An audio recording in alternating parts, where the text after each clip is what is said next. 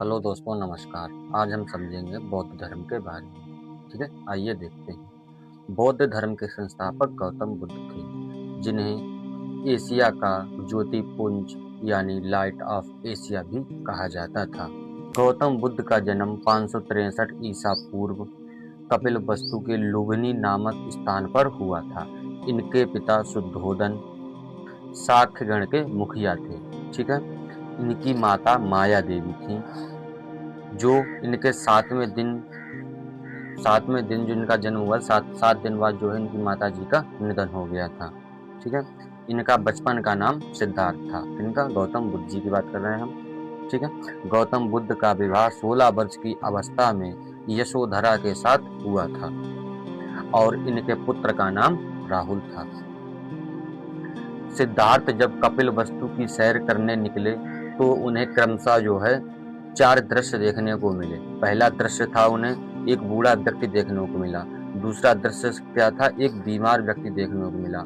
और तीसरा दृश्य जो है शव का मिला। ठीक है, यानी कि जो मरा हुआ था। ठीक है, उसको शव का मिला। ठीक है, और चौथा दृश्य एक सन्यासी का मिला। ठीक है, इन्हीं चारों दृश्यों को देखकर उनका जो है मन जो है चेंज हो गया और उन्होंने सन्यास ग्रहण कर लिया। ठीक है, उन्होंने राजा वाला जीवन जो था वो त्याग दिया। ठीक है, आइए आगे देखते हैं। सांसारिक समस्याओं से व्यथित होकर सिद्धार्थ ने, यानी कि सांसारिक समस्याओं से व्यथित होकर सिद्धार्थ ने 29 वर्ष की अवस्था में गृह त्याग कर दिया। ठीक है, और जिन्हें बौद्ध धर्म में महाविनिष्क्रमण कहते हैं। ठीक है, यानी कि बौद्ध सिद्धार्थ जी का जो है गृह त्यागना बौद्ध धर्म में क्या कहलाता है, महाविनिष्क्रमण कहलाता है। ठीक है, गृह त्याग करने के बाद सिद्धार्थ बुद्ध ने, यानी सिद्धार्थ मतलब बुद्ध ने वैशाली के अलारा कलाम प्रथम गुरु थे। उनके प्रथम गुरु का नाम क्या था, अलारा कलाम। ठीक है, अलारा कलाम से सांख्य दर्शन की शिक्षा ग्रहण की। सबसे पहले उन्होंने, उनके गुरु थे अलारा कलाम, उन्होंने उनसे सांख्य दर्शन की जो है शिक्षा ग्रहण की बुद्ध ने। ठीक है, उसके बाद अलार कलाम के प्रथम गुरु हुए। ठीक है, अलार कलाम ही बुद्ध के प्रथम गुरु हुए, जिससे उन्होंने शून्य का ज्ञान प्राप्त हुआ। यानी कि उन्होंने, देखो, जब भी आप ध्यान करने बैठते हैं तो आपको विचारों को शून्य ही करना पड़ता है। आपको विचारों को देखना होता है। विचारों को शून्य करना ही ध्यान का परम लक्ष्य है। ठीक है, तो यहाँ पर बुद्ध ने जो है अलार कलाम से शून्य की विधि का जो है ज्ञान किया। किनसे, अलार कलाम से। किसने किया, बुद्ध ने। ठीक है, आइए आगे देखते हैं। अलार कलाम के बाद सिद्धार्थ ने राजगीर, ठीक है, अलार कलाम के बाद सिद्धार्थ ने राजगीर के रुद्रक रामपुत्र, यानी रुद्रक रामपुत्र से शिक्षा ग्रहण की। किसके, अलार कलाम के बाद उनके दूसरे गुरु का नाम क्या था, रुद्रक रामपुत्र। ठीक है, उसके बाद उन्होंने इस का नाम रुद्रक रामपुत्र से जो है इन्होंने योग पद्धति है उसका जो है इन्होंने शिक्षा ग्रहण की। ठीक है, किनसे ग्रहण की, रुद्रक रामपुत्र से।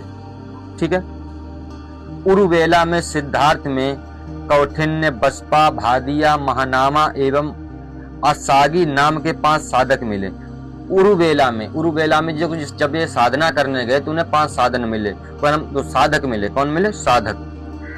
ठीक है, और उन साधकों का नाम था कौटिन्य, बप्पा, भादिया, महानामा और असागी नाम के 5 सार्थक मिले थे। ठीक है, यानी 5 साधक जो है मिले थे, लेकिन वो उनके साथ नहीं रह सके। बाद में उन्होंने जो है, उनका कर्म क्या था कि भोजन नहीं करना है। ठीक है, तो भोजन नहीं करना है, लेकिन इन्होंने भोजन ग्रहण कर लिया था, इसलिए वो लोग चले गए थे और ये अकेले ही रह गए थे। इसके बाद ही उन्होंने पेड़ के नीचे बैठ गए और वहां पर उन्होंने सोचा जब तक मैं बैठा रहूंगा जब तक मुझे ज्ञान की प्राप्ति नहीं होगी। और उसी दिन ही बौद्ध धर्म जो है, बुद्ध को जो है ज्ञान प्राप्ति हो गई। ठीक है, आइए देखते हैं आगे। बिना अन्न जल ग्रहण किए, यानी कि बिना अन्न जल ग्रहण किए 6 वर्ष की कठिन तपस्या के बाद 35 वर्ष की आयु में बैसाख पूर्णिमा की रात, यानी कि बैसाख पूर्णिमा की जो रात थी, यानी बैसाख की जो पूर्णिमा होती है उसकी रात को निरंजना, ठीक है, फल्गु नदी के किनारे, निरंजना मतलब समझे, फल्गु नदी के किनारे जो है, किनारे पीपल वृक्ष के नीचे, किसके, पीपल वृक्ष के नीचे सिद्धार्थ को ज्ञान प्राप्त हुआ। ठीक है, कितनी अवस्था में? 35 वर्ष की अवस्था में प्राप्त हुआ। और घर से कब निकले थे? 29 वर्ष की अवस्था में। यानी 6 वर्ष उन्होंने जो है काफी जो है उन्हें दुख दर्द कष्ट जो है सहने पड़े। ठीक है, आगे देखते हैं।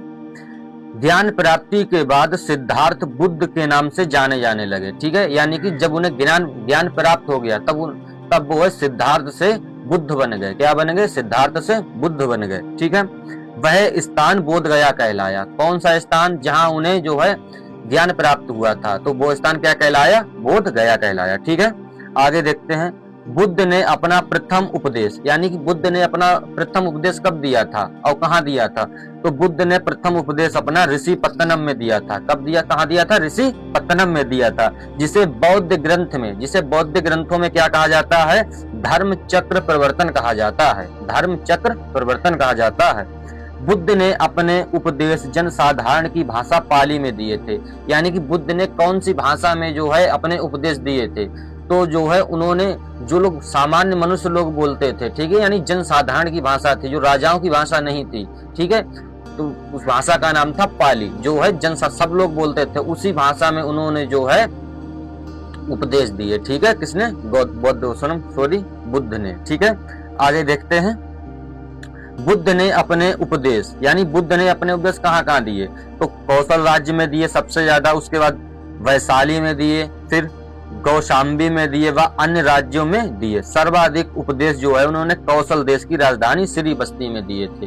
यानी सबसे ज्यादा उपदेश जो है, सबसे ज्यादा उपदेश कहाँ दिए? कौशाम्बी की राजधानी श्रीबस्ती में बुद्ध ने जो है सबसे ज्यादा उपदेश दिए थे। इससे जो है प्रभावित होकर कौन कौन से बड़े बड़े राजा थे? उन बड़े बड़े राजाओं का नाम है जैसे बिंबिसार, ठीक है, प्रसेनजित, उदयन, ठीक है, और अशोक। ठीक है, लेकिन अशोक तो उनके बाद में प्रभावित हुआ, लेकिन इनके समकालीन कौन थे? ठीक है, इनके प्रमुख अनुयायी शासक थे, बिंबिसार थे, प्रसन्नजित थे और उदयन थे। बुद्ध की मृत्यु, यानी बुद्ध की मृत्यु कितने सालों में हुई? तो बुद्ध जो है 80 वर्ष तक जिए थे। कितने साल जिए? 80 साल तक। ठीक है, बुद्ध 80 वर्ष की अवस्था में, यानी कि 483 ईसा पूर्व, यानी 483 ईसा पूर्व, और इनका जन्म कब हुआ था? 563 ईसा पूर्व। ठीक है, और इनकी मृत्यु कब हुई? 483 ईसा पूर्व। कहाँ हुई थी? कुशीनगर में। कहाँ हुई थी? कुशीनगर में। कुशीनगर देवरिया उत्तर प्रदेश में चुंद द्वारा, यानी कि एक जो इनका जो था, इन्हें जो है किसी खाने के लिए आमंत्रित किया गया और उन्हें जो है उसी खाने में जहर देके मार दिया गया, ये बताया जाता है। ठीक है, और चुंद ने करने के बाद चुंद द्वारा अर्पित भोजन करने के बाद जो है बुद्ध की मृत्यु हो गई, और इसे ही बौद्ध धर्म में पहाड़ निर्माण कहा जाता है। ठीक है, आगे देखते हैं। मल्लों ने अत्यंत सम्मान पूर्वक बुद्ध का अंत्येष्टि संस्कार किया। ठीक है, यानी सब जो बुद्ध का जो है अंतिम संस्कार किसने किया था? मल्लों ने किया था। किसने किया था? मल्लों ने। एक अनुश्रुति के अनुसार मृत्यु के बाद बुद्ध के शरीर के अवशेषों के 8 भागों में बांटकर, यानी कि एक अनुश्रुति के अनुसार जो है बुद्ध के जो अवशेष थे उनके 8 भागों में बांटकर जो है 8 जगह पर उनके स्तूप बनाए गए थे। ठीक है, 8 जगह पर उनके अवशेष रखे गए थे और उसी अवशेष पर स्तूप बनाए गए थे। ठीक है, यानी कि बुद्ध के जो है शरीर के अवशेषों पर। ठीक है, आगे देखते हैं। बुद्ध के जन्म व मृत्यु की तिथि को चीनी परंपरा कैंटोन अभिलेख के आधार पर निश्चित किया गया है। यानी कि जो उनके जन्म और मृत्यु जो है किसके कैलेंडर पर निर्धारित की गई? भारतीय कैलेंडर पर निर्धारित नहीं की गई है, ये चीनी कैलेंडर कैंटोन के हिसाब से ही निर्धारित की गई है, जन्म, बुद्ध की मृत्यु और जो है जन्म। ठीक है, आइए आगे देखते हैं। बौद्ध धर्म के बारे में विशद ज्ञान त्रिपिटक में दिया गया है। यानी कि पूरा ज्ञान जो है किसमें दिया गया है? उनकी बुद्ध धर्म की किताब है त्रिपिटक, उसमें दिया गया है। ठीक है, विनय पीटक, सूत्र पीटक व अभिधम्म पीटक से प्राप्त होता है। यानी कि हमें जिसकी बौद्ध धर्म की पूरी जानकारी जो है हमें 3 ग्रंथों से पता चलती है। त्रिपिटक में विनय पीटक है, सूत्र पीटक है और अभिधम्म पीटक भी है। ठीक है, से प्राप्त होती है। तीनों पीटकों की भाषा पाली है। यानी कि तीनों पीटकों की भाषा कौन सी है? पाली है। ठीक है, थेरवाद मत की पाली त्रिपिटक सबसे पुराना है। यानी त्रिपिटक ग्रंथ जो है बौद्ध धर्म का सबसे पुराना ग्रंथ है। ठीक है, आइए आगे देखते हैं। सूत्र पिटक में बुद्ध के धार्मिक सिद्धांतों को संवाद के रूप में संकलित किया गया है। तो सूत्र पिटक में जो है, जो उन्होंने उपदेश दिए हैं बुद्ध, उनको जो है उन्हीं उपदेशों को संकलित किया गया किताब में, उसका नाम है सूत्र पिटक। उन्हीं उपदेशों को जो है ये किताब में संकलित किया गया है सूत्र पिटक में। क्यों इसलिए किया गया, क्योंकि एक धार्मिक उपदेश के तौर पर उन्हें ध्यान रखा जाना चाहिए कि हाँ बुद्ध ने ये कहा है। ठीक है, आगे देखते हैं। जैसे हमारे सनातन धर्म में वो भी आता है, बौद्ध धर्म भी सनातन धर्म का ही हिस्सा है। आप लोग ये भी सुने, वो कोई अलग नहीं है, हमारी भारतीय संस्कृति का ही आगे है। आगे हम आपको तो पढ़ाएंगे। इन्होंने कोई ये सब चीजें, ध्यान जो है, योग जो है, ये सब चीजें हमसे ही ली गई हैं और उन्होंने जो उसका जो है परिक्षेपण कर दिया है। यानी कि जैसे कोयला से हीरा नहीं बनता है, तैसे होता है। जैसे ध्यान तो था हमारे पास, लेकिन हमारे पास सभी मान लो तरीके से कोयला था, लेकिन उन्होंने उसको हीरा बना दिया। उन्होंने उसे वास्तविक जीवन, लोगों के मूल जीवन में उतारा। ठीक है, उन्होंने उसे बाहरी दुनिया ना रखा। देखो जो लोग हमारे बाबा जी जो लोग हैं, ये लोग जो है सिर्फ ध्यान यान जो है नहीं करवाते हैं आम लोगों को, लेकिन बुद्ध ने जो है आम लोगों के जीवन में भी उतारा कि आप लोग ये कीजिए। उन्होंने आम भाषा को भी समझा और आम लोगों की दिक्कतों को भी समझा और आम लोगों के जीवन में भी ये धर्म उतारने की कोशिश की। ठीक है, ये आगे हम देखेंगे। सूत्र पिटक के 5 निकाय हैं। ठीक है, सूत्र पिटक के कितने निकाय हैं? 5 निकाय हैं। आगे देखते हैं। बौद्ध धर्म मूलतः अनीश्वरवादी है, यानी बौद्ध धर्म जो है ईश्वर को नहीं मानता है। ध्यान रखना, बौद्ध धर्म जो है ईश्वर को नहीं मानता है। वो चाहता है कि ईश्वर नहीं है, लेकिन वह कर्म के सिद्धांत को मानता है। जैसा कि गीता जी में कहा गया है, जैसा आप कर्म करेंगे वैसा ही आपको फल मिलेगा। ठीक है, समझे? तो बौद्ध धर्म में भी कर्म के चक्र को माना गया है, यानी कि जैसा आप कर्म करेंगे वैसा ही आपको भुगतना पड़ेगा। ठीक है, ये बौद्ध धर्म में भी माना गया है। ठीक है, लेकिन बौद्ध धर्म ईश्वर को नहीं मानता है। इसमें आत्मा की परिकल्पना भी नहीं है। इसमें जो है आत्मा की परिकल्पना भी नहीं, यानी कि इसमें आत्मा को भी नहीं माना जाता है और ना ही ईश्वर को। बौद्ध धर्म कहता है ना कोई भगवान है ना कुछ है, सिर्फ तुम ही तुम हो। समझ लो, तुम्हारे अंदर ही तुम हो, अपने आप को देख लो। समझ लो, कोई जीवन कोई यात्रा नहीं है कि उसको हम देखे जा रहे हैं। ये मान लो एक शीशा है, ये एक यात्रा, आगे नहीं देखना। इसी शीशे को घुमाकर जो है हमने अपने तरफ देख लेना है कि हमारे अंदर क्या चल रहा है क्या नहीं चल रहा है। यही बौद्ध धर्म का सिद्धांत है।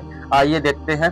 बौद्ध धर्म पुनर्जन्म की मान्यता है। जैसा मैंने अभी बताया था, बौद्ध धर्म में पुनर्जन्म की मान्यता भी है। कर्म के चक्र को मानते हैं और ये भी बौद्ध लोग मानते हैं कि पुनर्जन्म होता है। ठीक है, यानी कि एक जन्म के बाद दूसरा जन्म भी होता है हमारा। ठीक है, जैसे हमारे लोग बताते हैं कि जो है हमारे 7 जन्म होते हैं, हमें तो पता नहीं, लेकिन लोग बताते हैं बौद्ध धर्म की पुनर्जन्म की मान्यता भी है। ठीक है, आगे देखते हैं। तृष्णा को छीना की जाने की अवस्था को बुद्ध ही निर्माण कहा है। देखो तृष्णा, कबीर दास ने एक दोहा गाया गया था, मन मरा न माया मरी, मर गया शरीर, आशा तृष्णा ना मरी, कह गए दास कबीर। यानी कि जिसकी आशा और तृष्णा मर जाती है वही ही निर्माण को प्राप्त करता है बौद्ध धर्म में। और हमारे बाबा जी पहले ही कह गए थे, लेकिन इनके बाद ही आए थे कबीर जो है, कबीर महाराज। लेकिन उन्होंने कहा था कि जो जब तक आदमी की तृष्णा और इच्छा खत्म नहीं होगी तब तक वो भी कभी शांति नहीं पा सकता, ना यहाँ इस लोक में ना परलोक में। ठीक है, समझ रहे आप? यानी कि शांति पाना बहुत जरूरी है। आदमी जो आजकल शांत है नहीं, 1 रुपए प्रयास कर लेता है, उसे दूसरा भी चाहिए। ठीक है, यानी कि मेन चीज है आपका शांत होना। ठीक है, सभी धर्मों का यही उद्देश्य है कि आपको एक तरीके से शांत करना, किसी भी तरीके से। ठीक है, यानी जो आदमी शांत है सिर्फ वही जो है परलोक में यानी कि निर्माण प्राप्त कर सकता है बौद्ध धर्म में। और यही हिंदू धर्म में मोक्ष कहा गया है। ठीक है, और इस्लाम धर्म में इसे ही हम जन्नत कहते हैं। ठीक है, आगे देखते हैं। ठीक है, तृष्णा मतलब इच्छा, यानी जिसकी इच्छा क्षीण हो गई है उसी अवस्था को जो है हम निर्माण कहते हैं, जिसमें कोई इच्छा ही ना बची कि मुझे अब कुछ नहीं चाहिए। ठीक है, सोना ना चांदी ना रुपया ना पैसा ना भाई ना बहन ना जमीन ना जायदाद, कुछ नहीं चाहिए। जहाँ इच्छा ही नहीं है, समझ गए, यहाँ कुछ नहीं है, तो वहां वो है निर्माण प्राप्त हो जाता है। आइए आगे देखते हैं। बुद्ध के अनुयायी 2 भागों में विभाजित थे। ठीक है, बुद्ध के जो अनुयायी थे 2 भागों में विभाजित थे। पहला जो है भिक्षुक थे। क्या थे? भिक्षुक जो थे बौद्ध धर्म के प्रचार के लिए संन्यास लेते थे। ठीक है, उन्हें ही हम भिक्षुक कहते हैं। जैसे कि जो लोग जो है बौद्ध धर्म का प्रचार करेंगे और उसकी ही सेवा करेंगे बौद्ध धर्म के लोगों के, ठीक है, उनके ही बारे में हम अपने धर्म को बढ़ाएंगे, ठीक है, और इसके लोगों को हम जोड़ेंगे, ठीक है। बौद्ध धर्म के प्रचार के लिए जिन्हें संन्यास ग्रहण किया गया है उन्हें ही हम भिक्षुक कहते हैं, ठीक है, समझ गए भिक्षुक।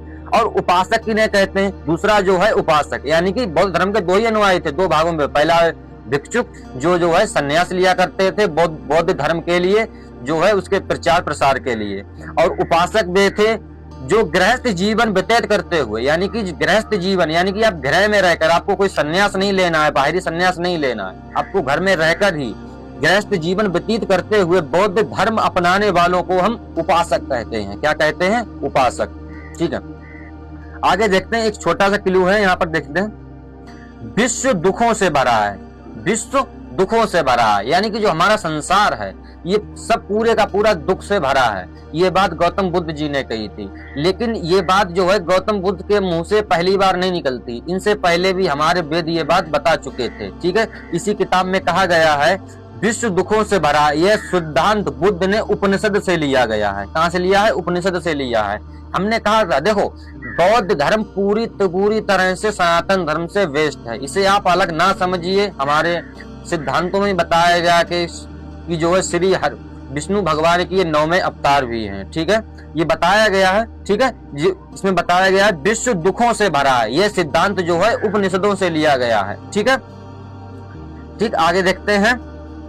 दो भिक्षुक भी समझ गए, उपासक भी किन्हें कहते हैं, आगे देखते हैं। बौद्ध धर्म के वशिष्ठ साध्वी को थेरी के रूप में माना जाता था, ठीक है। बौद्ध धर्म में सम्मिलित होने के लिए न्यूनतम आयु सीमा 15 वर्ष थी, यानी कि आपको बौद्ध धर्म संघ में शामिल होना है, यानी आपको संन्यास लेना है तो आप 15 वर्ष के होने चाहिए। 15 वर्ष के नीचे को जो है आप जो है संन्यास ग्रहण नहीं कर सकते हैं, यानी बौद्ध संघ में आप शामिल नहीं हो सकते। कम से कम आपकी आयु 15 वर्ष निश्चित की गई थी, ठीक है। आगे देखते हैं।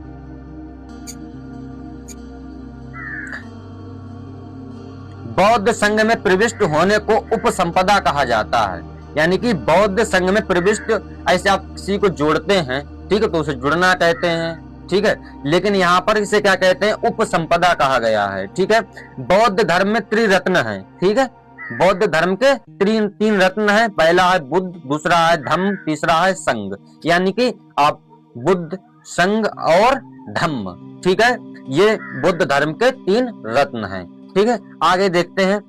बौद्ध सभाएं कब हुई? यानी बौद्ध की मृत्यु होने के बाद लगभग 483 ईसा पूर्व गौतम बुद्ध जी की मृत्यु हो जाती है। उसके बाद जो है बौद्ध सभाएं होना शुरू होती हैं उनकी अनुयायियों की, कि हमें अपने धर्म के बारे में कैसे फैलाना है, क्या क्या हमारी रणनीति होनी चाहिए, ठीक है, इसके बारे में बौद्ध सभाएं भी होने लगी।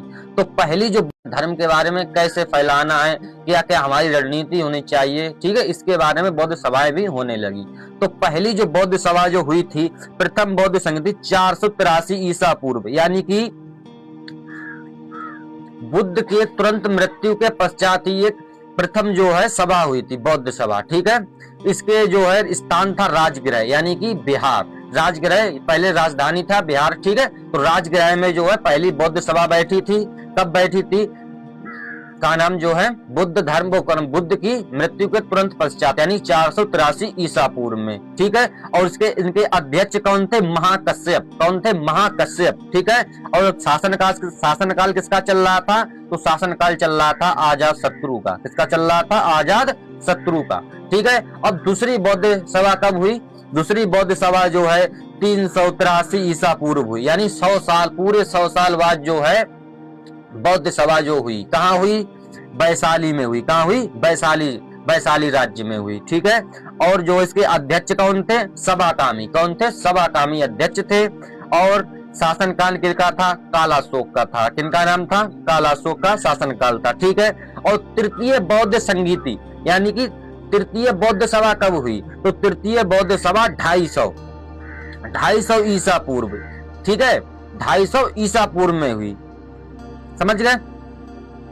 पाटलिपुत्र। कहाँ हुई स्थान? स्थान है आपका पाटलिपुत्र, यानी कि फिर से बिहार में। ठीक है, इसके अध्यक्ष थे मोंगलीपुत्र तिस्स। क्या नाम था? मोंगलीपुत्र तिस्स। ठीक है, और इनके शासन काल में बौद्ध सभा बैठी थी? अशोक के शासन काल में। ठीक है, आगे देखते हैं चतुर्थ बौद्ध संगति, यानी कि चतुर्थ यानी सबसे लास्ट जो है बौद्ध धर्म सभा कब हुई थी? तो 98 ईस्वी पूर्व, 98 ईसा पूर्व। ठीक है, सॉरी 98 ईस्वी, ईसा पूर्व नहीं है। ठीक है, चतुर्थी बौद्ध समिति जो है 98 ईस्वी में हुई थी, 98 ईस्वी में हुई थी। ठीक है, और स्थान था इनका कुंडलवन। क्या नाम था? कहाँ स्थान हुआ था? कुंडलवन में जो है बौद्ध सभा बैठी थी। चौथी ईस्वी थी तुम्हारी 98 ईस्वी। ठीक है, और जो इसके अध्यक्ष, दो अध्यक्ष थे, दो अध्यक्ष, समझ रहे हैं? यानी कि इसमें दो अध्यक्ष के पीछे एक कहानी भी है। चौथी जो है सभा में जो है बौद्ध धर्म दो पंथों में बट गया, हीनयान और महायान। यानी जो है हीन और महायान हम आगे भी पढ़ेंगे, यानी कि दो पंथों में बट गया। अब बौद्ध धर्म जो है एक नहीं रह गया, ऐसे दो शाखाओं में विभाजित हो गया बौद्ध धर्म। ठीक है, हीनयान और महायान। ठीक है, ये किन किन देशों में फैला है इसके बारे में आगे देखेंगे। आइए देखते हैं। तो इसके जो है दो अध्यक्ष हुए। ठीक है, इसका कारण मैंने बता दिया। चतुर्थ बौद्ध संगति में जो है बौद्ध धर्म का विभाजन हो गया। ठीक है, इसके दो अध्यक्ष थे। पहले अध्यक्ष का नाम था वसुमित्र और दूसरे अध्यक्ष का नाम था अश्वघोष। का नाम था अश्वघोष। और इसके शासनकाल किनका था? कनिष्क का था। किनका था? कनिष्क का। ठीक है, आइए आगे देखते हैं। चतुर्थ बौद्ध संगति के बाद बौद्ध धर्म दो भागों में हीनयान और महायान में बट गया, जैसा मैंने अभी बताया। ठीक है, बौद्ध धर्म जो है दो भागों में बट गया चतुर्थ बौद्ध संगति में। संगति के बाद कब हुई थी चतुर्थ बौद्ध संगति? जो है 98 ईस्वी में हुई थी। किनके शासनकाल में हुई थी? तो कनिष्क के शासनकाल में हुई थी। कौन अध्यक्ष थे? तो उनके दो अध्यक्ष थे। पहले का नाम था अश्वघोष और दूसरे का नाम था वसुमित्र। क्या नाम था? वसुमित्र। ठीक है, समझ गए? आगे देखते हैं। और ये कहाँ हुई थी? कुंडलवन में। ठीक है, कुंडलवन में। ठीक है, ध्यान रखना आगे। अब इनके जो है सिद्धांत समझ लेते हैं। इनके अलग अलग होने का सिद्धांत क्या है, ये किस तरह से अलग हुए। ठीक है, अब आगे देखते हैं, यानी कि बौद्ध धर्म क्यों अलग हुआ, इन लोगों क्या वैचारिक मतभेद हो गया कि जो लोग अलग हो गए, क्यों अलग हो गए। तो आगे देखते हैं हीनयान और महायान के बीच अंतर। ठीक है, तो पहले देखते हैं हीनयान। ठीक है, एक बार हीनयान बताएंगे, दूसरी बार महायान। ठीक है, तो हीनयान पहला है बुद्ध की मूल शिक्षा और व्यक्तिगत मुक्ति पर जोर। यानी कि हीनयान संप्रदाय के लोग मानते थे कि बुद्ध धर्म की मूल शिक्षा मानी जाए और व्यक्तिगत यानी कि खुद जो है निर्माण मोक्ष करना है, यानी कि अकेले जो है अपने को ही सुधार लो, यानी दुनिया सुधर गई। इनका ये मानना था, यानी कि आप सुधर जाओ, दुनिया से आपको कोई मतलब नहीं है। ठीक है, इन लोगों का हीनयान संप्रदाय लोगों का ये मानना था कि जो है हमें व्यक्तिगत हमें ही निर्माण प्राप्त हो जाए, हमें दुनिया से कोई लेना देना नहीं है। तो ये मूल शिक्षा बुद्ध की मानते थे और व्यक्तिगत मुक्ति पर जोर देते थे। ठीक है, लेकिन महायान इनका उल्टा था, ये सामूहिक मुक्ति पर जोर देते थे, यानी कि तुमको भी ले चलेंगे निर्माण के लिए। ठीक है, समझे? यानी कि आपको भी हम मोक्ष दिलाएंगे, हमारे बाबाओं की तरह। आधे बाबा तो ऐसे कर देते हैं कि हाँ तो चलो हम तुमको मोक्ष दिलाएंगे, तो ये करो। ठीक है, तो यहाँ पर भी ये जो महायान संप्रदाय था, इन्होंने भी सामूहिक जो है मोक्ष यानी सामूहिक मुक्ति का जो है जोर दिया संप्रदाय वाले लोगों ने, महायान संप्रदाय ने, और करुणा और बोधिसत्व के मार्ग पर जोर दिया। और इन्होंने करुणा और बोधिसत्व के मार्ग पर जोर दिया। ठीक है, अब दूसरा हीनयान का पॉइंट है, बुद्ध को साधारण मानव मानते थे। देखो, बुद्ध अपने जो है जीवन काल में उन्होंने कभी मूर्ति पूजा को एक्सेप्ट नहीं किया कि कोई भगवान नहीं है। ठीक है, इन्होंने अपने सिद्धांत, जैसे मैंने पहले बताया था, बौद्ध धर्म जो है ईश्वर को नहीं मानता है, लेकिन बुद्ध जी के जाने के बाद जो है लोगों ने बुद्ध को ही भगवान बना दिया। और वो चिल्ला कर कहते रहे कि मैं कोई भगवान नहीं हूँ, मैं एक सिर्फ इंसान हूँ। लेकिन ये हमारे लोगों की खासियत है, जो कोई तुमसे ऊंचा हो गया, चार अंक ज्यादा जान गया, तो लोग उसको भगवान घोषित कर देते हैं। ठीक है, लेकिन बुद्ध जी हम कहते रहे कि जो है हमें भगवान नहीं, मैं एक साधारण इंसान हूँ। और इसी बात को अपनाया, किसने अपनाया? हीनयान महासंप्रदाय ने, हीनयान संप्रदाय ने अपनाया। वो कहते हैं, उनका सिद्धांत में है कि बुद्ध को जो है सिर्फ साधारण मानव मानते हैं, ना कोई ईश्वरी शक्ति मानते हैं, ना ही ईश्वर मानते हैं। कौन? महान हीनयान। लेकिन महायान ये जो है बुद्ध को जो दिव्य प्राणी मानते हैं, दिव्य प्राणी मतलब भगवान मानते हैं। और बुद्ध चिल्ला चिल्ला कर कह कर गए हैं कि मैं कोई भगवान नहीं हूं, मैं सिर्फ एक इंसान हूं और मुझे इंसान ही बनाए रखना।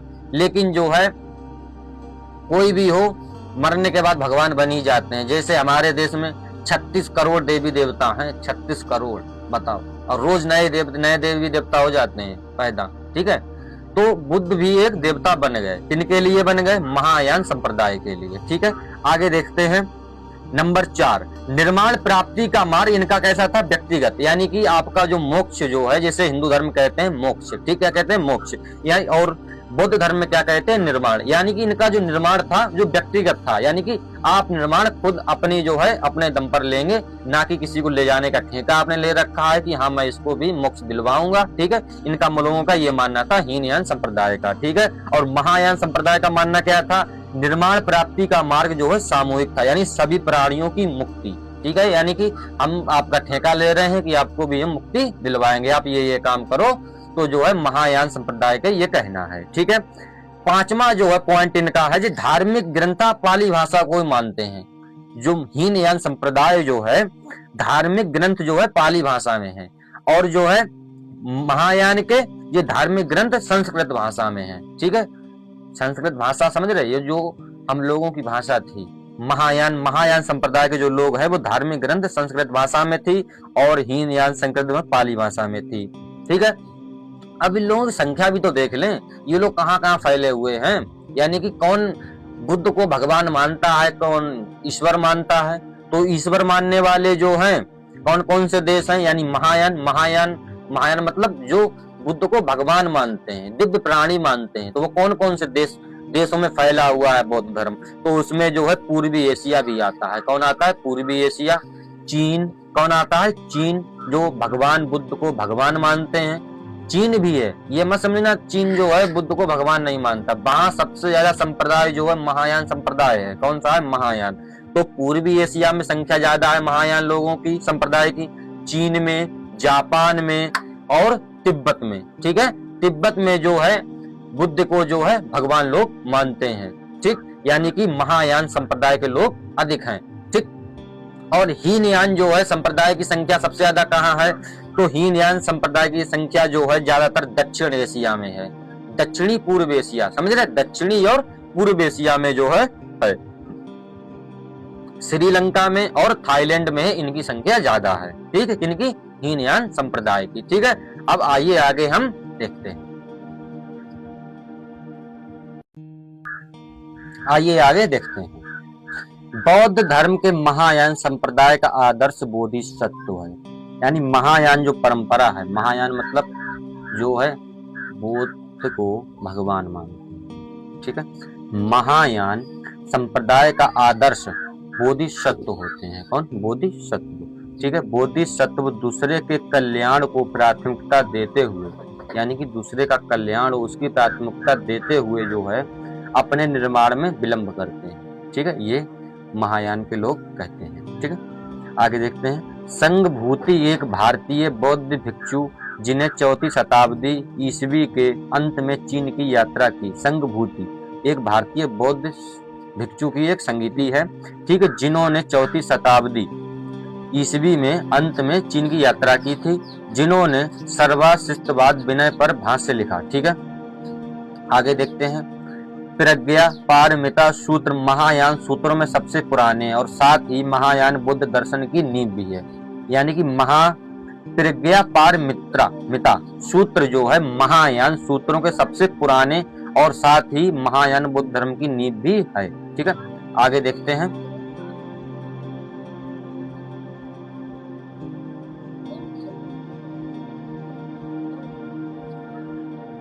विशुद्धि मग्गो थेरवाद और बुद्ध धर्म के महाविहार शाखा शिक्षा का एक विश्वकोश है, जिन्होंने बुद्ध टीकाकार बुद्ध घोष ने 5वीं शताब्दी श्रीलंका के राजा महानामा के शासनकाल के दौरान लिखा था।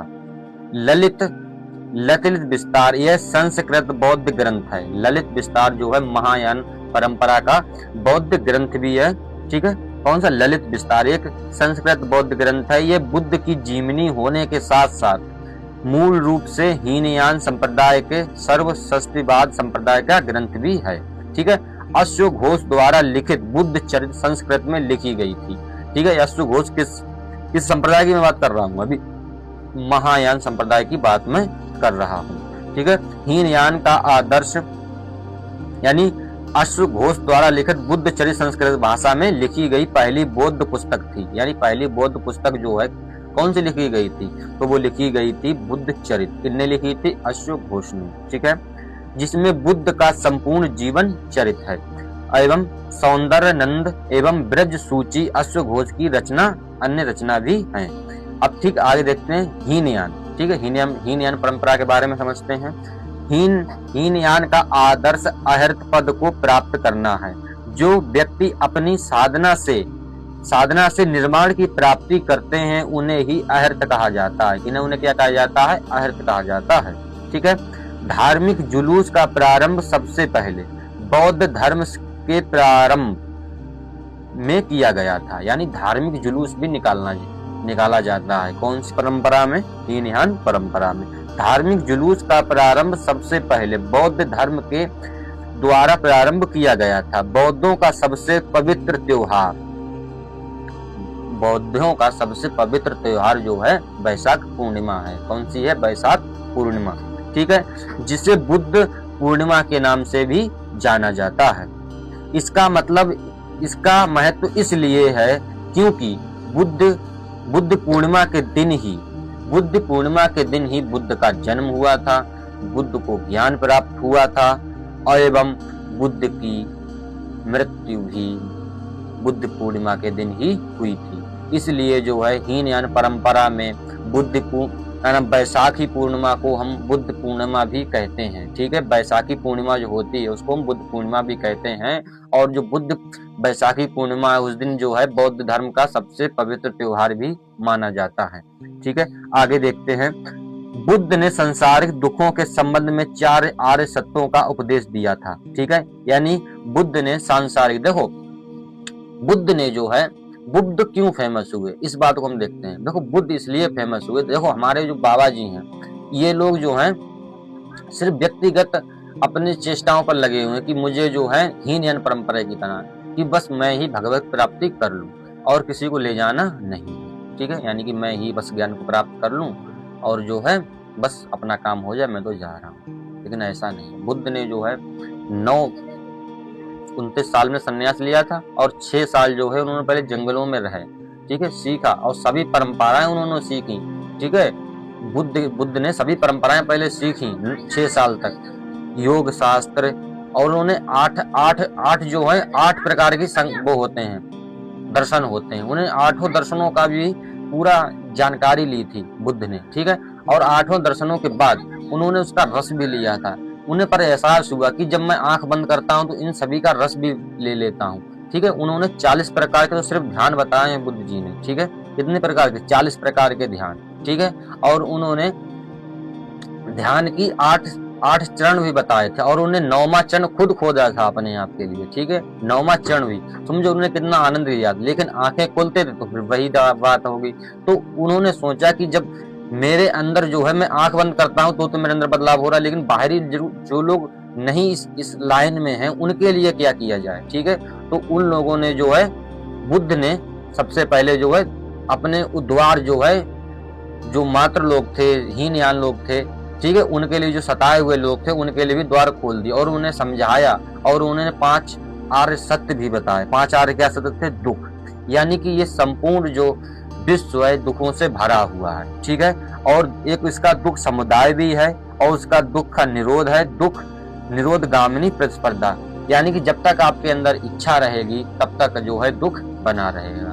जब तक आपके अंदर इच्छा खत्म नहीं होगी तब तक दुख को खत्म करना अनिवार्य नहीं। ठीक है, आगे देखते हैं। बुद्ध ने यही बताया है। अब बुद्ध की और भी हम समझते हैं। इन संसारिक दुखों से मुक्ति हेतु बुद्ध ने अष्टांगिक मार्ग की बात की है, यानी कि आप दुख को कैसे खत्म कर सकते हैं। बुद्ध ने यह बात स्वीकार की है कि विश्व जो है दुखों से भरा है, तो इन्होंने उसका भैया दवाई भी दी, जब कोई आपको रोगी है उसके रोग की दवाई भी तो देंगे, बुद्ध जरूर देंगे। तो उसके लिए अष्टांगिक मार्ग की बात उनने कही है, यानी कि आपको दुख से बचना है तो आप कैसे कैसे आप दुख से बच सकते हैं, इसके बारे में हम देखते हैं। तो दुख ने जो है, दुख से बचने के लिए बुद्ध ने पहला मार्ग बताया है सम्यक दृष्टि, यानी कि सम्यक दृष्टि, ठीक है। यानी कि सिर्फ उतना ही देखो जितना जो है तुम्हें चलना है, ज्यादा इधर उधर ना नजरें फेरो, ठीक है। सम्यक दृष्टि, ठीक है। दूसरा है सम्यक संकल्प, और तीसरा है सम्यक वाणी, ठीक है, और सम्यक कार्यांत, और पांचवा है सम्यक आजीव, और छठा है सम्यक व्यायाम, और एवं सातवां है सम्यक स्मृति, और आठवां है सम्यक समाधि, ठीक है। इन्होंने 8 चरण बताए हैं, यानी 8 सिद्धांत बताए हैं। अगर आप इन 8 सिद्धांतों को फॉलो करते हैं तो आप दुख से पार हो सकते हैं, ठीक है। आगे देखते हैं। बुद्ध के अनुसार अष्टांगिक मार्गों के पालन करने के उपरांत मनुष्य की भव तृष्णा नष्ट हो जाती है। भव तृष्णा समझ रहे हो, इच्छा, ठीक है। भव तृष्णा नष्ट हो जाती है और उसे निर्माण प्राप्त हो जाता है। अगर आप जो है इन 8 मार्गों पर चलते हैं, यानी कि आप अपनी दृष्टि सही रखते हैं, संकल्पहीन है, ठीक है, संकल्पवान है, एवं वाणी आपकी सही है, ठीक है, कर्म आपके सही हैं, आप अच्छे कर्म करते हैं, और आप अजीब मतलब आप किसी जीव की हत्या नहीं करते हैं, ठीक है, व्यायाम करते हैं, और स्मृति ध्यान करते हैं, और ध्यान करते करते आप समाधि भी लगाते हैं। देखो ध्यान का सबसे लास्ट पॉइंट क्या है? समाधि, ठीक है, समाधि है, ठीक है। तो वो आप सम्यक समाधि भी इसमें दी गई है, ठीक है। तो ये 8 मार्ग बुद्ध ने बताए। अगर इन देखो ध्यान का सबसे लास्ट पॉइंट क्या है? समाधि, ठीक है, समाधि है, ठीक है। तो वो आप सम्यक समाधि भी इसमें दी गई है, ठीक है। तो ये 8 मार्ग बुद्ध ने बताए। अगर इन 8 मार्गों को आप अपनाते हैं तो आप जो है बुद्ध धर्म में निर्माण जो है प्राप्त कर सकते हैं, यानी कि मोक्ष प्राप्त कर सकते हैं। आगे देखते हैं। निर्माण बौद्ध धर्म का परम लक्ष्य है, यानी कि निर्माण जो है बौद्ध धर्म का कैसा लक्ष्य है? परम लक्ष्य, यानी कि हमारा परम लक्ष्य क्या है? जैसे हिंदुओं में परम लक्ष्य है मोक्ष, ठीक है, क्या है? मोक्ष, ठीक है। यानी कि हमें जो है इस संसार में से अलग एक दुनिया है, उसको ही हम मोक्ष कहते हैं, ठीक है। जिसका अर्थ है दीपक का बुझ जाना, ठीक है। जिसका अर्थ क्या है? दीपक का बुझ जाना, यानी कि उसके बाद अगर आपको निर्माण, देखो बुद्ध धर्म में अगर आपको निर्माण प्राप्त हुआ तो मतलब दीपक का एक दीपक जल रहा है, ठीक है, दीपक चल रहा है, अगर वो बुझ जाता है, मैं आपसे पूछूं उसकी ज्योति कहाँ गई है, ठीक है, तो आप बताएंगे मुझे नहीं पता। वैसे ही पता हो, वैसे ही जो निर्माण का अर्थ है, निर्माण का अर्थ क्या है? जैसे ही आपकी मृत्यु होती है तो आप जो है आप कहीं जाते नहीं, तो आपका सिर्फ अंत हो गया है। इसके बाद आप इस दुनिया में नहीं आएंगे। कहाँ गई है, कहाँ से आई, ठीक है। तो इसका ये जो है यानी कि निर्माण का अर्थ है आप इस दुनिया से कनेक्शन आपका कट गया है, ठीक है। इसको ही बुद्ध ने जो है निर्माण कहा है। जीवन मरण से चक्र से मुक्त हो जाना, इसको ही जो है बुद्ध ने निर्माण कहा है, यानी आपका दोबारा जीवन नहीं होगा, यानी आपका दीपक जो है बुझ गया है, मतलब इसके बाद दीपक नहीं आपका जलेगा और आप जो है निर्माण को प्राप्त हो गए और आपका जन्म मरण के चक्र का भी समापन हो गया है, ठीक है। बुद्ध ने निर्माण प्राप्ति को सरल बनाने के लिए 10 सीलों पर बल दिया है, ठीक है, यानी आपको निर्माण प्राप्ति हो सकती है। सील मतलब, ठीक है, बुद्ध ने 10 सीलों पर बल दिया गया है, यानी कि आप हिंसा ना करो। बुद्ध का पहला उपदेश क्या था? अहिंसा। क्या था? अहिंसा, ठीक है। दूसरा उपदेश था सत्य बोलो, ठीक है, सत्य। तीसरा है असत्य, वो कौन? असत्य मतलब चोरी ना करना, ठीक है। पहला क्या है? सत्य, पहला है अहिंसा यानी कि लड़ाई ना करो, दूसरा है सत्य, तीसरा है चोरी ना करना, और चौथा है अपरिग्रह, यानी कि किसी प्रकार की संपत्ति ना रखना। आप किसी प्रकार की संपत्ति ना रखें तो आपके अंदर लोभ लालच नहीं आएगा, आपको संपत्ति रखने, ठीक है। यानी भिक्षु लोग जो हैं किसी भी प्रकार की संपत्ति नहीं रखते हैं, आपने देखा भी होगा। और मद का सेवन ना करना, मद मतलब शराब का सेवन ना करना 5वां मार्ग है। और छठी बात बताए असमय भोजन ना करना, यानी कि जो लोग दिन भर खाते ही रहते हैं, ठीक है, यानी टाइम पर खाओ। ज्यादा खाने वाला भी मोक्ष को प्राप्ति नहीं कर सकता है। अगर आप ये देखें जैसे मैं बताया हूँ, सत्य, अहिंसा, चोरी ना करना, मद का सेवन ना करना, असमय भोजन ना करना, ये सब बातें गीता में दी गई हैं। आप एक बार इसे पढ़कर देखें गीता जी को, ठीक है। मेरी आप लोगों से रिक्वेस्ट है, ठीक है, समझे। आप लोग इस गीता जी को पढ़कर देखें, उसमें भी यही बातें दी गई हैं। मैं बता रहा हूँ कि जो है बौद्ध धर्म जो है पूरी तरह से सनातन धर्म से बेस्ड है, ठीक है, उसी से लिए गई हुई है, ठीक है। क्योंकि ये भैया बताया भी गया है कि ये 9वें अवतार हैं श्री कृष्ण के, ठीक है। आगे देखते हैं, सुखप्रद बिस्तर पर न सोना, 7वां जो है सुखप्रद बिस्तर पर न सोना, और 8वां है धन संचय न करना, 9वां है स्त्रियों से दूर रहना, स्त्रियों से दूर रहना, और 10वां है नृत्य गान आदि से दूर रहना, यानी नाचना गाना भी बंद है बौद्ध धर्म में, ठीक है। गृहस्थों के लिए केवल 5 पंचशील तथा भिक्षुओं के लिए 10 शीलों का निर्माण आवश्यक है, यानी कि जो गृहस्थ हैं उनके लिए 5 हैं, और जो उपासक हैं, भिक्षुक हैं, उनके लिए 10 शील मार्ग हैं, जो मैं भी बताए हैं, ठीक है। आगे देखते हैं, अनीश्वरवाद के संबंध में बौद्ध धर्म एवं जैन धर्म में समानता है, यानी अनीश्वरवाद मतलब बौद्ध धर्म भी ईश्वर को नहीं मानता है और जैन धर्म भी ईश्वर को नहीं मानता है, ठीक है। आगे देखते हैं, जातक कथाएं प्रदर्शित करती हैं कि बोधिसत्व का अवतार मनुष्य के रूप में हो सकता है, ठीक है, तथा पशुओं के रूप में भी, यानी कि बौद्ध धर्म में जो है अवतार जो है, अवतार बोधिसत्व मतलब आपको ज्ञान देने वाला भी, ठीक है, वो मनुष्य के रूप में भी जो है जन्म ले सकता है और पशुओं के रूप में भी, ठीक है। आगे देखते हैं, जैसे इसमें बताया भी गया है, जैसे जन्म को जो है इन्होंने धर्म के प्रतीक, जैसे जन्म को जो है कमल से दर्शाया गया, कमल एवं सांड से दर्शाया गया है, ठीक है, सांड से, ठीक है, और गृह त्याग को घोड़ा से दर्शाया गया है। धर्म के ये बौद्ध धर्म के प्रतीक हैं, ठीक है।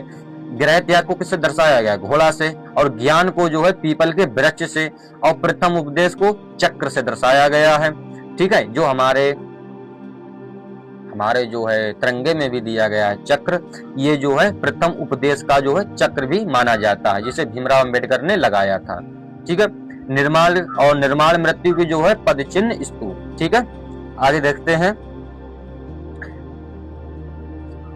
बोधिसत्व के रूप में पूर्व जन्मों की दृढ़ श्रृंखला के अंतर्गत बुद्ध ने शाक्य मुनि के रूप में अपना अंतिम जन्म प्राप्त किया, ठीक है, यानी बोधिसत्व के रूप में पुनर्जन्मों की दीर्घ एवं श्रृंखला के बुद्ध ने शाक्य मुनि ने अपना अंतिम जन्म प्राप्त किया था, यानी बुद्ध का जो था अंतिम जन्म था शाक्य मुनि, ठीक है, शाक्य मुनि के रूप में उन्होंने अपना अंतिम जन्म लिया था। किंतु इसके उपरांत यानी बुद्ध के उपरांत भी अभी नए इनके अवतार बाकी हैं, जैसे हमारे हिंदू धर्म में जो है बता रहे हैं कि कल की अवतार भी आने को बाकी है, लेकिन वैसे ही बुद्ध धर्म में भी जो है अभी 2 अवतार होने बाकी हैं। पहला अवतार है मैत्रेय और दूसरा अवतार है अनाम बुद्ध अभी अवतरित होने शेष हैं। 2 बुद्ध बचे हैं अभी, मैत्रेय एवं अनाम बुद्ध भी शेष हैं।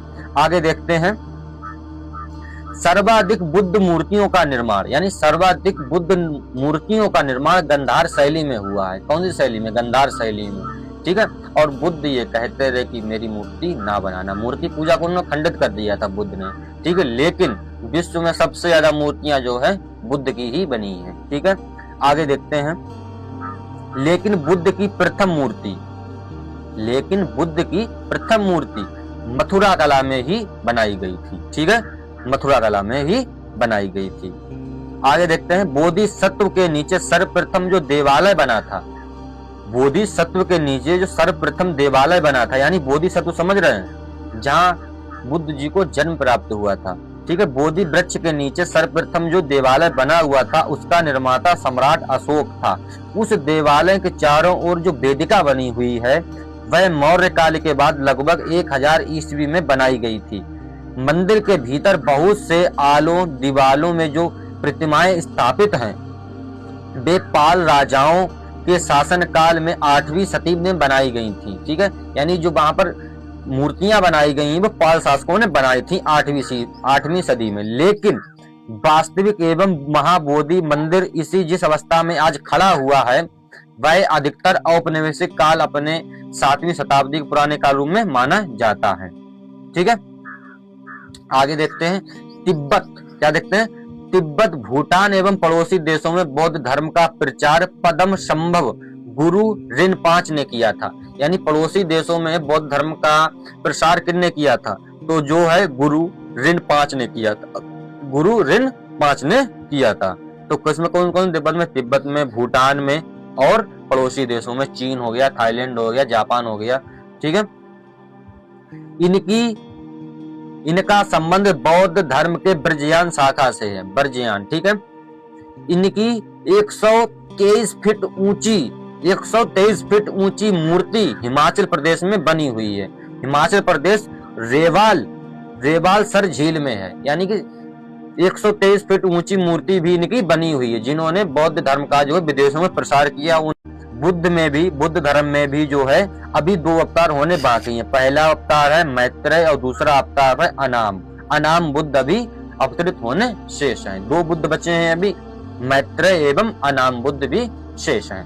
आगे देखते हैं।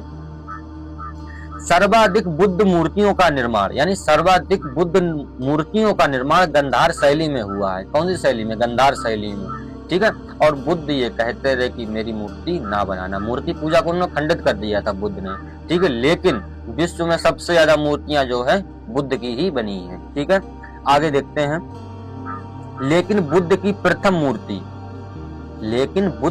प्रथम मूर्ति मथुरा कला में ही बनाई गई थी। ठीक है। मथुरा कला में ही बनाई गई थी। आगे देखते हैं। बोधिसत्व के नीचे सर्वप्रथम जो देवालय बना था, बोधिसत्व के नीचे जो सर्वप्रथम देवालय बना था, यानी बोधिसत्व समझ रहे हैं, जहां बुद्ध जी को जन्म प्राप्त हुआ था। ठीक है। बोधि वृक्ष के नीचे सर्वप्रथम जो देवालय बना हुआ था, उसका निर्माता सम्राट अशोक था। उस देवालय के चारों ओर जो वेदिका बनी हुई है, वह मौर्य काल के बाद लगभग 1000 ईस्वी में बनाई गई थी। मंदिर के भीतर बहुत से दीवालों में जो प्रतिमाएं स्थापित हैं, वे पाल राजाओं के शासन काल में 8वीं सदी में बनाई गई थी। ठीक है। यानी जो वहां पर मूर्तियां बनाई गई वो पाल शासकों ने बनाई थी 8वीं सदी में। लेकिन वास्तविक एवं महाबोधि मंदिर इसी जिस अवस्था में आज खड़ा हुआ है, वह अधिकतर औपनिवेशिक काल अपने 7वीं शताब्दी के पुराने काल रूप में माना जाता है। ठीक है। आगे देखते हैं। तिब्बत, क्या देखते हैं? तिब्बत, भूटान एवं पड़ोसी देशों में बौद्ध धर्म का प्रचार पद्म संभव गुरु रिनपाच ने किया था। यानी पड़ोसी देशों में बौद्ध धर्म का प्रसार किसने किया था? तो जो है गुरु रिनपाच ने किया था। गुरु रिनपाच ने किया था। तो किसमें कौन कौन? तिब्बत में, भूटान में और पड़ोसी देशों में, चीन हो गया, थाईलैंड हो गया, जापान हो गया। ठीक है। इनका संबंध बौद्ध धर्म के ब्रजयान शाखा से है। ब्रजयान, ठीक है। इनकी 123 फीट ऊंची मूर्ति हिमाचल प्रदेश में बनी हुई है। हिमाचल प्रदेश रेवाल सर झील में है। यानी कि 123 फीट ऊंची मूर्ति भी इनकी बनी हुई है, जिन्होंने बौद्ध धर्म का जो विदेशों में प्रसार किया। उन गुरु का नाम था रिनपाच। ठीक है। इनकी 123 फीट ऊंची मूर्ति जो है हिमाचल प्रदेश में बनी हुई है। ठीक है। भारत में उपासना की जाने वाली प्रथम मूर्ति संभवतः बुद्ध की ही थी। इतिहासकार कहते हैं कि जो है भारत में सबसे पहले जो है बुद्ध की ही मूर्ति बनाई गई थी और उन्हीं बुद्ध की मूर्ति को सबसे पहले पूजा किया गया था। ठीक है। ये इतिहासकार कहते हैं, उन्होंने अनुमान लगाया है, लेकिन मेरे हिसाब से तो नहीं। ठीक है। क्योंकि हम जब सिंधु सभ्यता पढ़ते हैं तो उसमें बताया गया कि वहां पर पशुपति नामक एक देवता का नाम जो है मूर्ति निकली थी, जिससे पशुपति मतलब शंकर भगवान की मूर्ति माना जाता है। ठीक है। तो आगे हम देखते हैं। ठीक है। स्तूप वैदिक काल में भारत से प्रचलित सावधान टीले से थे, जिसमें मृतकों के अवशेष एवं राख को रखा जाता था। स्तूप जो है कब कैसे बनाया जाता है, जिसमें जो है स्तूप किसे कहते हैं ये जानिए। भारत में जो है प्रथम सावधान टीले बनाए जाते थे, जिसमें जो है मृतकों के अवशेष यानी कि राख, ठीक है, यानी अवशेष जो हड्डियां होती हैं उनके अवशेष जो कुछ बचते हैं वो अवशेष और राख को रखा जाता था और उसी के ऊपर अवशेष यानी कि एक टीला बना दिया जाता था। ठीक है। उसे ही हम स्तूप कहते थे। क्या बना कहते थे? स्तूप। ठीक है। अशोक के शासन काल में स्तूप कला अपने चरमोकर्ष पर थी। ठीक। अशोक के काल में लगभग 84,000 स्तूप बनाए गए थे। अशोक ने लगभग शासन काल में 84,000 जो है बौद्ध धर्म के स्तूप बना दिए थे। बताओ, सिर्फ अपने शासन काल में। तभी तो लोग कहते हैं ये बुद्ध का देश है। समझ गए? एक राजा का किसी एक राजा का धर्म ग्रहण करना कितना महत्व करता है अशोक। समझो, मान लो एक तरीके से मान लो इस्लाम अगर होता तो वहां पर भी उसकी इतनी चर्चा होती। ठीक है, 84,000 अपने शासनकाल में उसने मूर्तियां बनवा दी थी अशोक ने। ठीक है, आगे देखते हैं भारत के महत्वपूर्ण बौद्ध मठ। ठीक है, आप देखते हैं चित्रों सहित। ठीक है, आगे देखते हैं टाबो मठ। टाबो मठ स्थान जो है तबो गांव यानी स्वीति घाटी में जो है हिमाचल प्रदेश में है। ठीक है, और जो है दूसरा मठ है नाम गयाल मठ, धर्मशाला है ये हिमाचल प्रदेश में। उसके बाद है हेमिस मठ लद्दाख में। ठीक है, उसके बाद थिकेसे मठ लद्दाख में है। उसके बाद सासुर मठ है लहू समिति हिमाचल प्रदेश में। और मिंडरेलिंग मठ है देहरादून उत्तराखंड में। और रूम मेटिक मठ है सिक्किम में। और तवांग मठ जो है तवांग में है अरुणाचल प्रदेश में। कहां पर है? अरुणाचल प्रदेश में। ठीक है, और नाडरिलिंग मठ है मैसूर में कर्नाटक में। और बोधि मंठा मठ जो है बोध गया मतलब बिहार में। ठीक है, आगे देखते हैं बौद्धिक परंपरा से प्रेरित स्तूपों को बौद्ध द्वारा लोकप्रिय बनाया गया। बुद्ध के मृत्यु के बाद बुद्ध के शरीर के अवशेष 8 भागों में विभाजित किए गए थे, जैसा मैंने पहले बताया था। और 8 जगह पर जो है स्तूप बना दिए गए थे।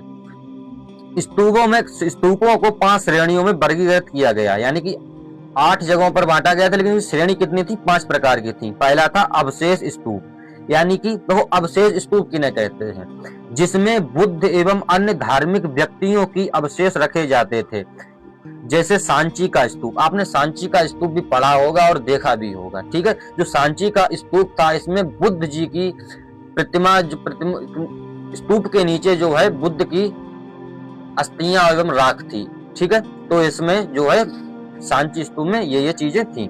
उसके बाद था वस्तु स्तूप। देखो, पहला होता है अवशेष वस्तु स्तूप होता है, दूसरा बात है वस्तु स्तूप।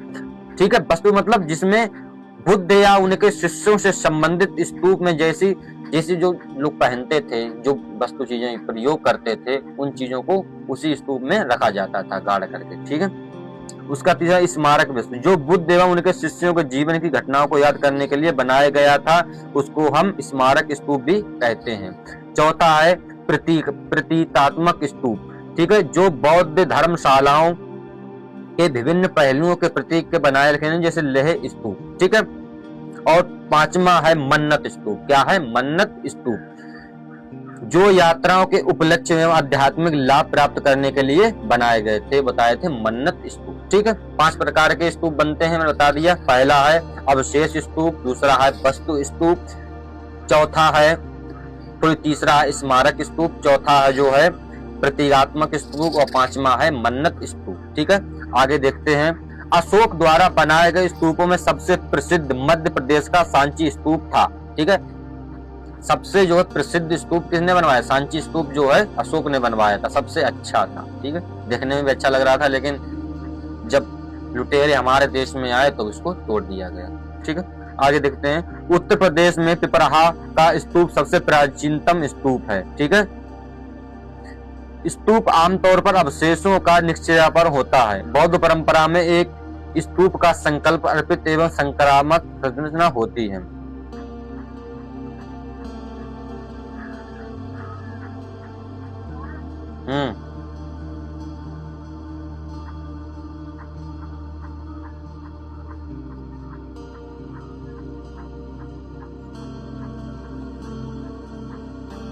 बोधिसत्व पाणी की पेंटिंग 5वीं शताब्दी के उत्तरायण अजमेर की मठ।